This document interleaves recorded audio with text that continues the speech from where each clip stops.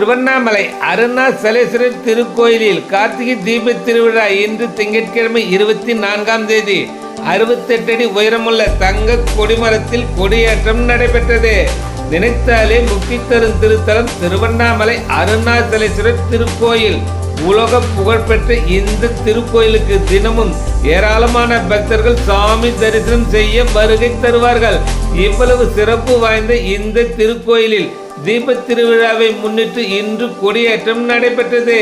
கொடியேற்ற விழாவை முன்னிட்டு இன்று அதிகாலை அண்ணாமலை உண்ணாமலை அம்மன் மற்றும் பஞ்சமூர்த்திகளுக்கு சிறப்பு அபிஷேகங்கள் நடைபெற்றது.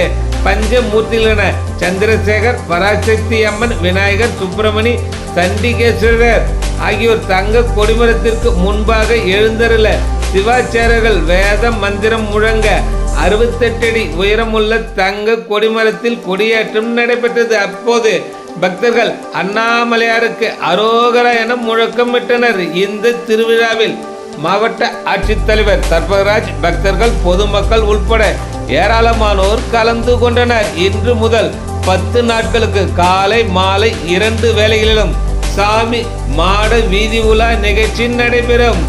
வருகின்ற 29ஆம் தேதி வெள்ளி தேரோட்டமும் 30ஆம் தேதி மகா தேரோட்டமும் நடைபெறும். டிசம்பர் 3ஆம் தேதி அதிகாலை 4 மணிக்கு அருணாசலேஸ்வரர் கோயிலில் பரணி தீபமும், அன்று மாலை 6 மணிக்கு 2668 அடி உயரமுள்ள அண்ணாமலையார் மலை உச்சியில் மகா தீபம் ஏற்றப்படும்.